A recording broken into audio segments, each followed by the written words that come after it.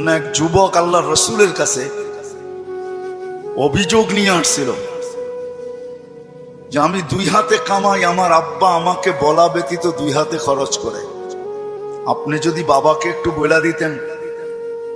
আল্লাহর রসুল সাল্লাল্লাহু আলাইহি ওয়াসাল্লাম লোক পাঠাইছেন যে যাও এর বাবাকে ডেকে নিয়ে আসো। তো যে ডাকতে আসছে তো বলছে আল্লাহর রসুল তোমাকে ডাকে। বলছে এই অবেলা? বলছে তা তো বলতে পারবো না। বলছে আল্লাহর রসুলের কাছে কে আছে? বলছে কাউকে তো দেখি নাই, কিন্তু তোমার ছেলে বসা ছিল। তো বাপ যখন বাড়ির থেকে বাহির হইতেছেন তো বাপ বুঝা ফেলছেন কেন ডাকে অবেলা। ছেলে যখন বসা তো মনে মনে কবিতা আবৃত্তি করতেছিলেন, মনে মনে। না জিহ্বা হেলতে ছিল না ঠোঁট নড়তে ছিল। তো জিবরিল আলাইহিস সালাম আয়েশা বইলা দিয়া গেছে যে আসতেছে, কিন্তু মনে মনে কবিতা পড়তে পড়তে। আল্লাহ বলছে সালাম দিবে, জবাব দিয়া কবিতা গুলা শুনা নিতে। তো বাবা যখন সালাম দিয়া ঢুকছেন তো আল্লাহ রসুল বলছে কবিতা শোনাও। তো সাহাবী রসুল বলতেছিল মান আখবারাক, আপনাকে কে খবর দিল? আমি তো জিহ্বা হেলাই নাই, ঠোঁটও নাড়াই নাই, মনে মনে পড়তেছিলাম। আল্লাহ রসুল বলতেছিল নাব্বাআনিয়াল আলিমুল খাবীর, আল্লাহ আমাকে জানায়া দিছেন, আল্লাহ আমাকে জানায়া দিছেন। তো যখন কবিতা পড়তেছিল আল্লাহর রসুল তো আব্বাকে দেখেন নাই, পেটে আসতে দেরি, আব্বা দুনিয়ার থেকে যাইতে দেরি করেন নাই। বিরাট বড় একটা শূন্যতা ভিতরে ছিল। বাপ দেখাও তো একটা বিষয়, বাপকে দেখেন নাই বিদায় ভিতরে একটা শূন্যতা ছিল। তো বৃদ্ধ কবিতা পড়তেছিল আর আল্লাহ রসুল চোখের পানি জড়াইতেছিলেন। কবিতা অনেক লম্বা, আমি দুই একটার তর্জমা শুনাই আপনাদেরকে। বৃদ্ধ বলতেছিল মনে বড় আশা ছিল, একা আছি, দুইজন কবে হব? হয়ে গেলাম দুইজন। তো দুজনেরই আশা জাগলো যে আমাদের কুল ভরবে কবে। আল্লাহ কোলো বইড়া দিল যেদিন তুমি আসলে। তো দুইজনই ভাবলাম যে আমাদের আর বাঁচার দরকার নাই, এখন বাঁচবো তো সন্তানের জন্যই বাঁচবো। সত্য এটাই, কিন্তু মা বাবা সন্তানের জন্যই বেঁচে থাকে, সন্তানের জন্য বেঁচে থাকে। বলে আমরা তোমার জন্যই বাঁচতেছিলাম, আমরা বুড়া হইতেছিলাম, তুমি জওয়ান হইতেছিলা, আমার সবকিছু তোমার ভিতরে যেতেছিল। একদিন তুমি পায়ের উপরে দাঁড়ায় গেলা, কামাইতে শুরু করলাম, আমি বুড়া হইলাম।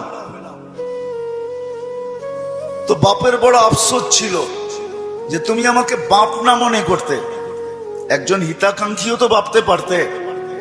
তুমি আজকে আল্লাহ রসুলের কাছে আমার বিরুদ্ধে অভিযোগ দিলে।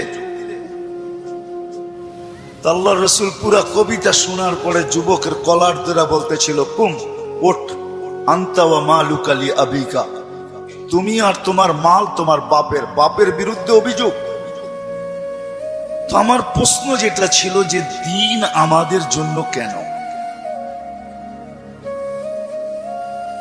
আজকে যদিও আমরা ভাবি না, চিন্তা করি না যে দিন আল্লাহ আমাকে কেন দিলেন, দিনের পরিবেশ আমার জন্য কেন প্রয়োজন, কেন প্রয়োজন? সত্য এটাই, আপনি মানেন আর না মানেন, বোঝেন আর না বোঝেন, এটা কিন্তু আল্লাহর তৈরি, আল্লাহ তৈরি করছেন। কে তৈরি করছেন? এটা কার তৈরি করা? এটাও তো একটা মেশিন, মানব নামের মেশিন, ঠিক না? না মেশিন না? মেশিন তো। এটা যতগুলা কাজ একসাথে করতে পারে, দুনিয়ার কোনো মেশিন মনে হয় এতগুলা কাজ একসাথে করতে পারে না, ঠিক না? এটাও তো মেশিন, এটার আল্লাহর অস্তিত্ব দেওয়া মেশিন। একটা ছোট প্রশ্ন আপনাদের কাছে আমার, সমস্ত মেশিন চালানোর জন্য যদি রীতিনীতি থাকতে পারে, তাহলে এই মেশিনটা চালানোর জন্য কি কোনো রীতিনীতি নাই? ওটা কার পক্ষ থেকে নির্ধারিত হবে? মেশিন যে তৈরি করে তার পক্ষ থেকে নির্ধারিত হয়, ঠিক না? আপনি স্বীকার না করতে পারেন, কিন্তু আমার কথা লেখা রাখেন, আপনি আর আমি জমিনে আসছি সাদা কাগজে সিগনেচার দিয়া। আমি কোরআন দিব আপনাকে, সাদা কাগজে শুধু সিগনেচার দিই না, সাথে সাথে ফিঙ্গারও দিয়ে আসছি, ফিঙ্গার। নাইলে কোরআন এই কথা চিৎকার দিয়ে কোনোদিন বলতো না, আলাস্তু বিরাব্বিকুম ক্বালু বালা। আল্লাহ জিজ্ঞাসা করছিলেন আমি কি রব নই? আমরা সিগনেচার দিয়ে আসছি সাদা কাগজে, আপনি আমাদের রব। আজকে যদিও নাকি আমরা ভুলে গেছি, সত্য এটাই, সমাজের চতুর্দিকে তাকাইলে দেখা যায় সবকিছু পাওয়ার পরে ভুলছি তো শুধু আল্লাহকে ভুলছি, আর কাউকে ভুলি নাই। আপনি যুবকের দিকে তাকান আর বৃদ্ধের দিকে তাকান, নারীর দিকে তাকান আর পুরুষের দিকে তাকান, শিক্ষিতর দিকে তাকান আর অশিক্ষিতর দিকে তাকান, গরিবের দিকে তাকান আর ধনীর দিকে তাকান, উচ্চ সোসাইটিওয়ালাদেরকে দেখেন আর নিম্ন সোসাইটিওয়ালাদেরকে দেখেন। সবার দিকে তাকাইলে একটা কথা সুস্পষ্ট, সবকিছু আল্লাহর থেকে পাওয়ার পরে কিন্তু আমরা ভুলে গেছি আল্লাহকে। সবকিছু পাওয়ার পরে, সত্য তো, হ্যাঁ? যদি প্রমাণ চান আমি দিতে পারি, প্রমাণ চান আমি যুক্তি দিয়ে দিতে পারি। বলেন ডেলি অক্সিজেন নেন কার? কে অক্সিজেন দেয় আমাদেরকে? হ্যাঁ মানেন?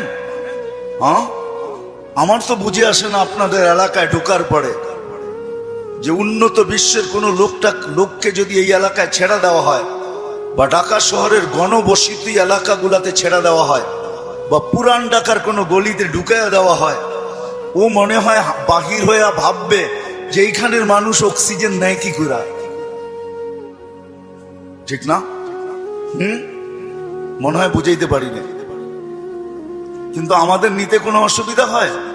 হ্যাঁ, আপনার গলিতে অক্সিজেন কে ঢুকায়? হ্যাঁ, কাটটা নেই, প্রতিদিন কার অক্সিজেন কতটুকু নেই জানি?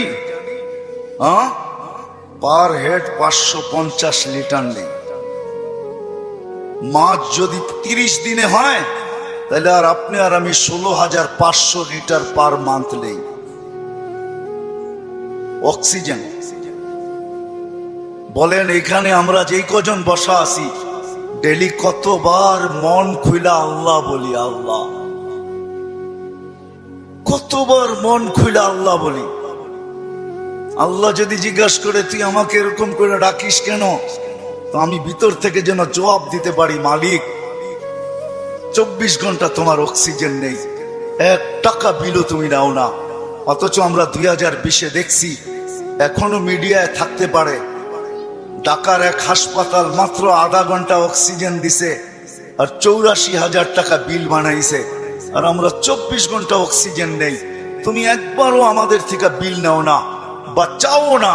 আমার মন চাইলো তোমাকে আমি একবার মন বইরা আল্লাহ বইলা ডাকি। 3 দিন পর্যন্ত ঘরে পানি ব্যতীত কিচ্ছু নাই, 3 দিন চলতেছে ঘরের অবস্থা, শুধু পানি আছে আর কিচ্ছু নেই। 4র্থ দিন সকালে ঘরের অভিভাবক বাহির হইতেছে আর বলতেছে দোয়া করো আজকে যেন কিছু মিলে। কিন্তু যখন সন্ধ্যায় ফিরতেছেন, ওই দিনও কিচ্ছু মিলে নাই, ওই দিনও কিচ্ছু মিলে নাই। কিন্তু ঘরের মহিলা বারবার রাস্তা দেখতেছেন যে আজকে কিছু মিলবে হয়তো, কিন্তু সন্ধ্যাবেলা যখন ঘরের পর্দা উঠায় দেখতেছেন আসতেছে, কিন্তু চেহারাটা মলিন, হাত দুইটা খালি। নাম পরে বলবো আমি। যখন একবারে ঘরের কাছে চলে আসছে, এখন আর আওয়াজ, পর্দা নষ্ট হবে না, তো আওয়াজ দিছেন আলী। বুঝছেন তো? আলী রাদিয়াল্লাহু তাআলা আনহুর কথা বলতেছি। ফাতেমা রাদিয়াল্লাহু তাআলা আনহা আওয়াজ দিছেন আলী। তো চোখে চোখ পড়ছে, তো জিজ্ঞাসা করছে চেহারা মলিন কেন? বলছে আজকেও কিছু মিলে নাই। তো ঘরের মহিলা বলতেছে ওয়াজাদনা শাকারনা লাম নাজিস সাবারনা, পাবো তো শুকরিয়া আদায় করব না, পাবো তো সবর করব। দুনো অবস্থায় আল্লাহ আমাদের সাথে।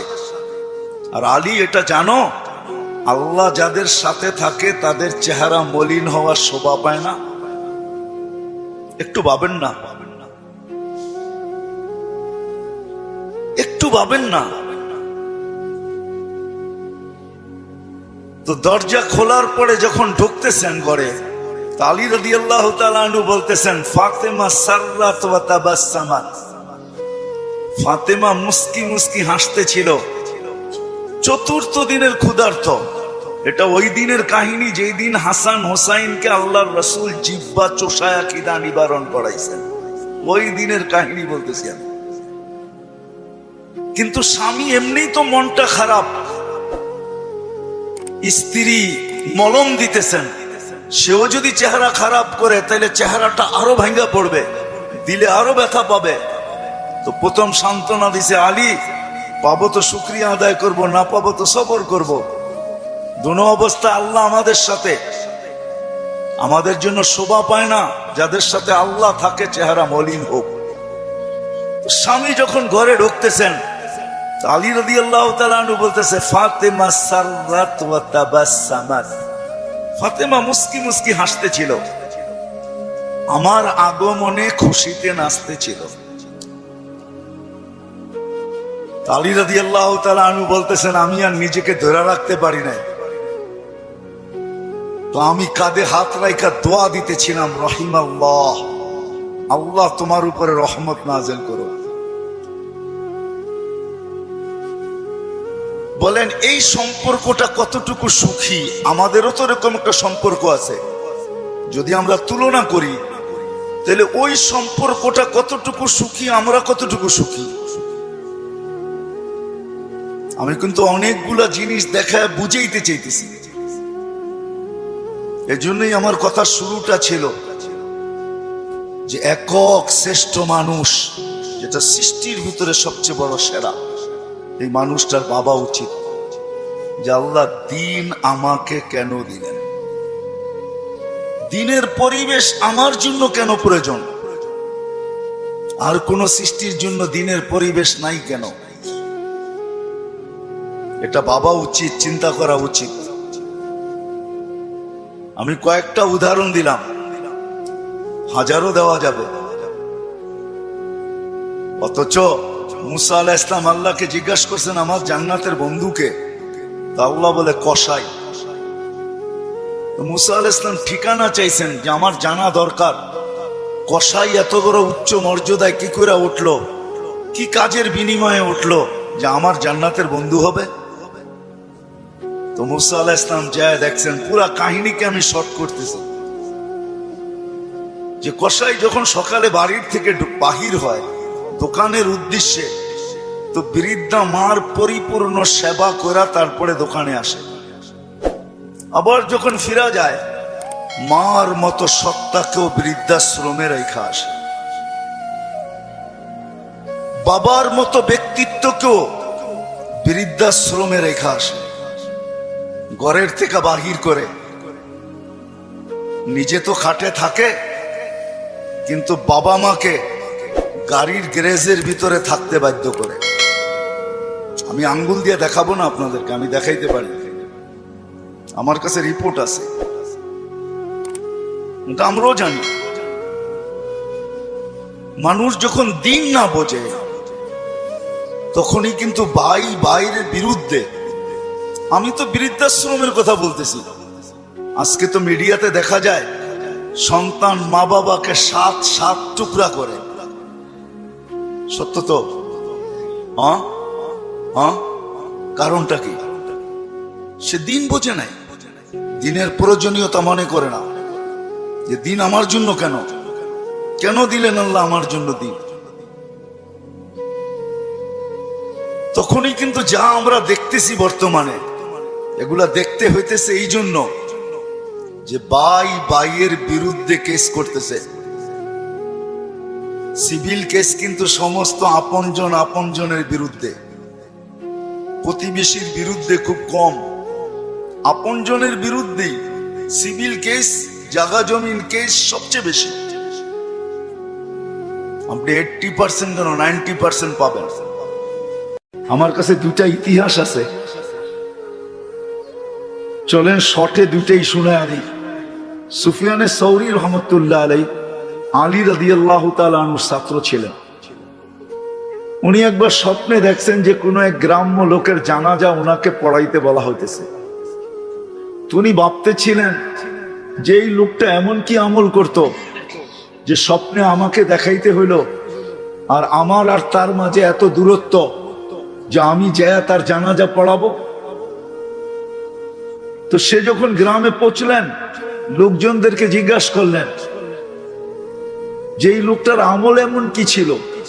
তো সবাই হাসেন আর বলেন তেমন কিছু ছিল না, সাধারণই ছিল। সাধারণ বোঝেন, তেমন কোনো বিশেষ আমল ছিল না। তো সুফিয়ানে সৌরি রহমতুল্লাহ আলাইহি ভাবতেছিলেন, সুফিয়ানে সৌরি রহমতুল্লাহ আলাইহি ভাবতেছিলেন যে সঠিক খবরটা এখানে গ্রামের লোকদের থেকে পাওয়া যাবে না, বাড়ির জিজ্ঞাসা করি। তো বাড়িতে যেয়ে জিজ্ঞাসা করছে লোকটার আমল কেমন কি ছিল যে আমাকে স্বপ্নে দেখানো হলো তার জানাজা পড়বো, পড়াইতে হবে। তো বাড়ির লোকেরাও বলল তেমন কিছু আমরা দেখি নাই, সাধারণই ছিল।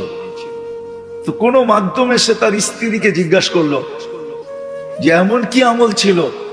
তো সেও বলল সাধারণ লোকেই ছিল, কিন্তু একটা আমল তার এতটুকু বেশি ছিল, সে কোরআন পড়তে জানতো না, কিন্তু সকাল বিকাল কোরআনকে নিত আর পৃষ্ঠা উল্টাইতে থাকতো, আর একটু পর পর চুমা দিতে থাকতো, আর চোখের পানি জড়ায় বলতো কালামুল্লাহ, আমার মালিকের কালাম, আমি পড়তে জানি না। সুফিয়ানে সৌরি রহমতুল্লাহ আলাইহি চিৎকার দিয়া বলতেছিলেন হাদা হুয়া, এটাই ওইটা। এই কারণেই এর মর্যাদা এত উপরে। এমনও পাওয়া যায় মুনকার নাকির যখন আসবে তো কোরআন বলবে কাগজটা আমাকে দাও, আমি জবাবটা লেখা দিই। জিজ্ঞাসা করবে তোমার পরিচয়, তো বলবে আমি কালাম, আল্লাহর কালাম। এই ব্যক্তি কোরআনের সাথে অগত, এই কোরআনের সাথে এই ব্যক্তির সম্পর্ক ছিল, অগাধ সম্পর্ক ছিল। কোরআনকে সে ভালোবাসতো, পড়তে পারত না, কিন্তু সকাল বিকাল দুইবার হইল কোরআনকে নিত আর মহব্বতে চুমা দিত। পড়তে পারত না, কিন্তু সকাল হোক, দুপুর হোক, বিকাল হোক, 24 ঘন্টার ভিতরে কয়েকবার না হোক একবার হইল 3 বার সূরা ইখলাসের মাধ্যমে পুরা কোরআনের সওয়াব নিজের আমল নামায় লিখতে কখনো বলতো না। এক শ্বাসও আল্লাহর হুকুম মানা ব্যতীত নিতে পারতাম না। শ্বাস প্রশ্বাস কাটটা নেন, টাইনা নেন কি আর ছাড়েন কি, টানি অক্সিজেন ছাড়িও, ঠিক না? ছাড়ি টানি পিওর অক্সিজেন, যখন ছাড়ি তো ছাড়ি দূষিত অক্সিজেন, ঠিক না? হ্যাঁ, এই অক্সিজেনটা রিফাইন করে কোন দেশের মেশিন দিয়া না, আল্লাহ এই গাছ দিয়া এটাকে রিফাইন করেন। এটা কে নেয়? নিয়ে আবার সে পিওর অক্সিজেন আমাদেরকে ফেরত দেয়। তো অক্সিজেন আল্লাহ নিবেন 24 ঘন্টা, আর আপনি আল্লাহর বিরুদ্ধে ভাববেন, আল্লাহর বিরুদ্ধে বলবেন, আল্লাহর বিরুদ্ধে লেখবেন, যেমন খুশি তেমন মন জীবন চালাবেন। আপনার আমার বিবেক কি বলে? এটা কি পসিবল? হ্যাঁ, অক্সিজেন কার নেই? হ্যাঁ, পয়সায় না বিনা পয়সায়? হ্যাঁ, এখনো তো মনে হয় নেটের জগৎ থেকে মুছা যায় নাই। 2020-এ আধা ঘন্টা অক্সিজেন দিয়া 84,000 টাকা বিল করছে ঢাকার এক ক্লিনিক। মানুষ এন্তেকাল হয়, মারা যায় না। যদিও আমরা মারা বলি, মারা গেছে, আসলে আসল শব্দ হলো এন্তেকাল, স্থান পরিবর্তন। এক জগতে ছিলাম, মার পেটে আসছিলাম, মার পেটের থেকে দুনিয়ার পেটে আসছি, এইখান থেকে আখেরাতের পেটে চলে যাব, ওইখানে চিরদিন থাকবো। এই জন্য আমরা আমাদের সম্পর্ক কোরআনের সাথে জুড়ি। পড়তে না পারি, ভালোবাসার মাধ্যমে জুড়ি। ডেলি 2 বার হইল, সকালে একবার, বিকালে একবার। কোরআনটাকে নেই, মোহাব্বতের সাথে একটা চুমা দিয়ে রাখা দিই। এতটুক বইলা রাখি, মালিক পড়তে পারি না কিন্তু মোহাব্বত তো করতে পারি। কসম খোদা, কোরআনকে যে মোহাব্বত করার মতো করবে, কিতাবে পাওয়া যায় মৃত্যু হওয়ার সাথে সাথে কোরআন তার উপরে ছায়া করে দাঁড়ায় যাবে। 550 লিটার ডেলি আমরা অক্সিজেন নিই, মাসে 16,500 লিটার নেই। 1 বছর তো নেন না। অক্সিজেন নিব আল্লাহর, আর আল্লাহর বিরুদ্ধে বলবো? হ্যাঁ, ইচ্ছা স্বাধীনতা দিছেন বিদায় সম্ভব। এই জন্য কথা শেষ আমার, আসেন এই কোরআনই সম্মেলন, এইখান থেকে আমি মা বোনদেরকেও বলবো, আপনাদের পায়ে হাত রাইখেও বলবো, যুবকদেরকেও বলবো, আসো 60-70 বছরের জীবন, এটাই শেষ না, এটা তো শুরু। শেষ নাই এই জীবনের, যে অস্তিত্ব নিছে তার শেষ নাই, তার শেষ নাই। আমাদের বয়সটা কিন্তু ছোট, 60-70 বছর। কেন জানেন? অন্যান্য উম্মতকে তো 1000 দিলেন, 900 দিলেন, 400 দিলেন, 300 দিলেন, আমাদেরকে 60-70 কেন দিলেন? আমাদের দেশে একটা রীতিনীতি আছে, ভালোবাসার পাত্রকে বেশি খাটাইতে চায় না, পরিশ্রম করাইতে চায় না, ঘাম জড়াইতে চায় না। এই জন্য আল্লাহ আমাদের বয়স কম দিছেন মোহাব্বত করে, যে তোমাদেরকে বেশি খাটাবো না, তোমরা 60-70 বছর থাইকা চলে আসো, এতটুকুই যথেষ্ট। আপনি বলবেন এটা তো প্রমাণ হলো না, আমি আরো প্রমাণ দিতেছি বয়সের ভিতরে। কোন উম্মতের আমার জানা নাই, 2500 উলামায়ে কেরাম জানে কিনা আমি জানি না, কিন্তু আমার জানা নাই কোন উম্মতের বয়স আল্লাহ মাফ করছেন কিনা। এই উম্মত প্রাপ্ত বয়স্ক হওয়া পর্যন্ত পুরাটা সময় মাফ। তো পুরুষ হিসাবে প্রথমেই আমাদের 60 থেকে 15 বছর মাফ, কলম উঠানো। আবার যা বাকি রইল ওটার ভিতরে আবার 4/1 মাফ। 4/1 যতক্ষণ ঘুমানো থাকবে 4/1 বলতে 6 ঘন্টা ঘুমায়, ঘুমন্ত সময়টা মাফ, কলম উঠানো থাকে। 2 দিক দিয়ে মাফ হলো। এটাই ভালোবাসার প্রমাণ যে আল্লাহ আমাদেরকে বেশি খাটাইতে চান না। আমার তো মনে হয়, আমি বলি আল্লাহ এতটুকু মনে আমাদেরকে বেশি দিয়া দিছেন। 40-45 বছর যেটা আমরা থাকবো, 30-35 বছর যেটা, এটা মনে হয় বেশি। কারণ আল্লাহ মনে হয় চাইছিলেন এই উম্মত আসবে, জমিনে পা রাখবে, আর চলে সিধা জান্নাতে চলে যাবে। সাধারণ নারী পুরুষ নির্বিশেষে আমরা অধিকাংশই কোরআন পড়তে জানি না, ঠিক না? এখন যদি আমি আপনাদেরকে প্রশ্ন করি, আমরা তো কোরআন পড়তে জানি না, কোরআন আমরা পড়তে জানি না, খতমের সওয়াব আমরা পাবো তো পাবো কি করে? পড়তেই তো জানি না। কিন্তু আল্লাহর সিস্টেম দেখেন, যে উম্মতকে আল্লাহ কালাম দিছেন, পড়তে জানুক আর না জানুক, আল্লাহ চান এই উম্মত যেন কোরআনের খতমের সওয়াব ব্যতীত আল্লাহর কাছে না যান, কোরআনের খতমের সওয়াব নিয়ে যান। ডেলি যদি সে ইচ্ছা করে তাহলে 100 খতমের সওয়াবও নিতে পারে। এই জন্যই আল্লাহ সূরা ইখলাস নাযিল করছেন। ইখলাস 3 বার পড়বে, 1 খতম কোরআনের সওয়াব। 300 বার পড়বে, 100 কোরআন খতমের সওয়াব। আর সূরা ইখলাস পড়ে না আমাদের ভিতরে এরকম কোন লোক নাই। আলহামদুলিল্লাহ, মুসলমান যে নর নারী হিসাবে সূরা ইখলাস সবাই পড়ে। কুল হুয়াল্লাহু আহাদ, আল্লাহুস সামাদ, এই সূরাটা আমরা সবাই পারি। 24 ইঞ্চি জিনিসে 36 ইঞ্চি জিনিস দেখানো যায় না, ঠিক না? কি বলেন?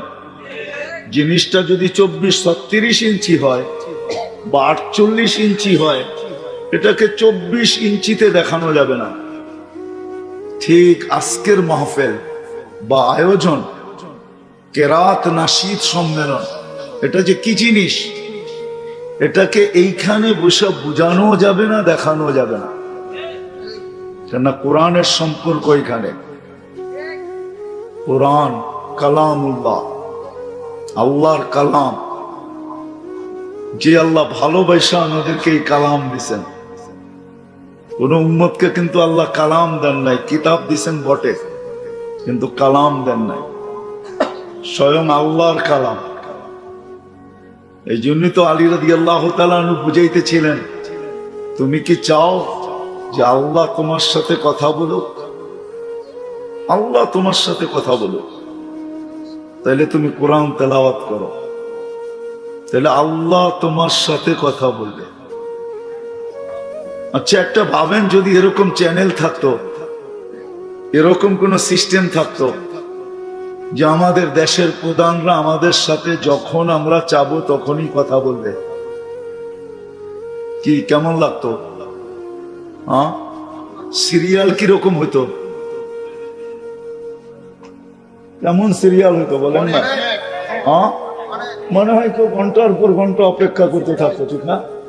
হ্যাঁ, যে আমার সিরিয়ালটা কখন আসবে, আমি রাষ্ট্রপ্রধানের সাথে কথা বলবো, উনি আমার সাথে কথা বলবে, আমার রিংটা ঢুকতে দেরি, উনি হ্যালো বলতে দেরি করবে না।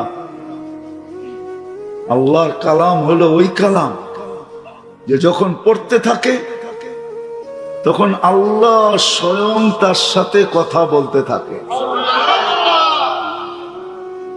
কারীরা যতক্ষণ পড়তেছিল, কারী পড়তেছিল না,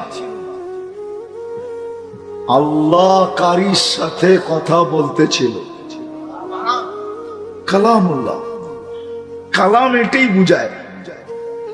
এই জন্য আমি শেষ জায়গায় চলে আসছি, দোয়াও হয়ে যাবে। আসেন আমরা নিজের সম্পর্কটা কালামের সাথে রাখি, কালামের সাথে, কালামুল্লাহর সাথে। যে যত বেশি নিজেকে সংযুক্ত করবে, এতটুকু যদি করে, যদিও আমি বলে বেড়াই সব সময় যে আমার দেশের মানুষ কালাম পড়তে পারে না, কিন্তু বেশিরভাগ মানুষ কি পাওয়া যায় যে সারা বৎসরে একবার কোরআনটা নিয়ে চুমাও দেয় না। আমরা যদি সকাল বিকালও কোরআনটা নিয়ে চুমা দেই যদি শুধু, আর চুমা দেওয়ার পরে যদি বলি আল্লাহ পড়তে পারি না, তাতে কি আসে যায়?